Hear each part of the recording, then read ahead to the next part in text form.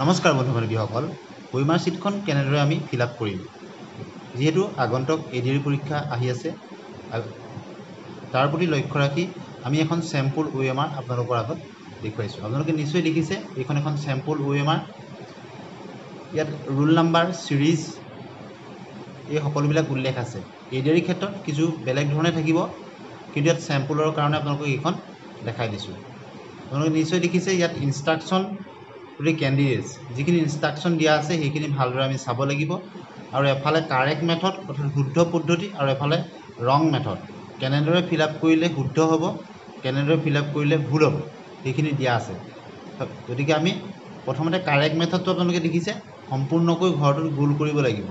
আপুনি ব্লু বা black PAN ব্যৱহাৰ কৰিব লাগিব, বেলেগ ব্যৱহাৰ কৰিলে নহ'ব, আৰু সম্পূৰ্ণ গোল কৰিব লাগিব।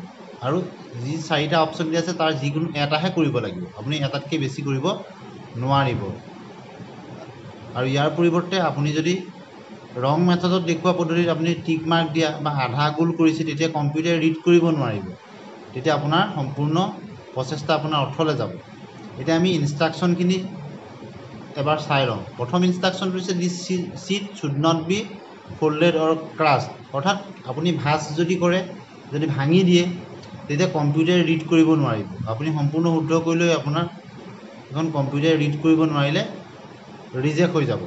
গতিকে সেইটো কেতিয়াও ভুল নকৰিব, ভাঁজ নলগাব বা ভাঙি নিদিব। দ্বিতীয়টো ইনষ্ট্ৰাকশ্যন হ'ল ইউজ অনলি ব্লেক বল পইণ্ট পেন টু ফিল দি চাৰ্কল। ব্লেক পেনহে আপোনালোকে ব্যৱহাৰ কৰিব, ব্লু পেন কৰিলেও হয়, কিন্তু আপোনালোকে পৰাপক্ষত ব্লেক বল পইণ্ট পেনহে ব্যৱহাৰ কৰিব, তেতিয়া আপোনাৰ কম্পিউটাৰে ৰিড কৰিবলৈ সুবিধা হয়। Circle should be darken completely and properly.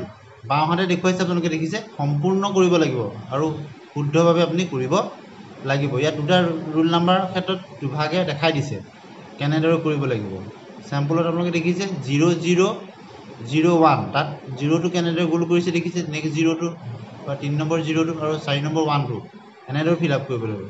অন্য এটা ৰোল নাম্বাৰো তেনেকৈ দেখাই দিছে, বেলেগ নম্বৰ দি দেখাই দিয়া হৈছে কেনেদৰে শুদ্ধ পদ্ধতি কৰিব লাগিব। ঠিক একেদৰে চিৰিজৰ ক্ষেত্ৰতো আপুনি আপোনাৰ ABCD যেনিবা 4টা চিৰিজৰ আপোনাৰ বি চিৰিজ হ'লে আপুনি বিটো এনেদৰে গোল কৰিব লাগিব।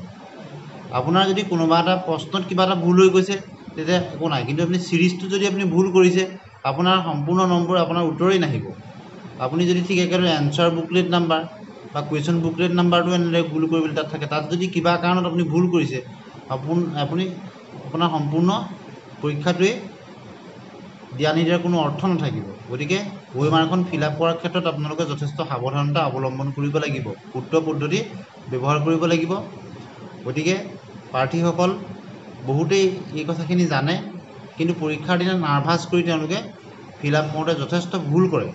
গতিকে সাৱধানে আৰু ঠাণ্ডা মগজুৰে চিন্তা কৰি আপুনি ভালদৰে গোলখিনি কৰিব, আৰু এডমিটটোত প্ৰপাৰ যেনেদৰে আছে তেনেদৰে চাইহে আপুনি ৰোল নাম্বাৰ, ঠিক একেদৰে কুৱেশ্যন বুকলেট চাই কুৱেশ্যন বুকলেট নাম্বাৰখিনি গোল কৰিব। ঠিক এনচাৰ বুকলেটৰ চিৰিজ যদি ভৰাবলৈ থাকে, এনচাৰ বুকলেটৰ চিৰিজটো তেনেদৰে আপুনি চাই পেলাই ভৰাব। উথপ থপ কৰি কেতিয়াও ভুল নকৰিব, তেতিয়া ইমান দিনে আপুনি কষ্ট যি কৰিছে সেই কষ্ট অথলে যাব। যাতে কোনো কাৰণত আপোনাৰ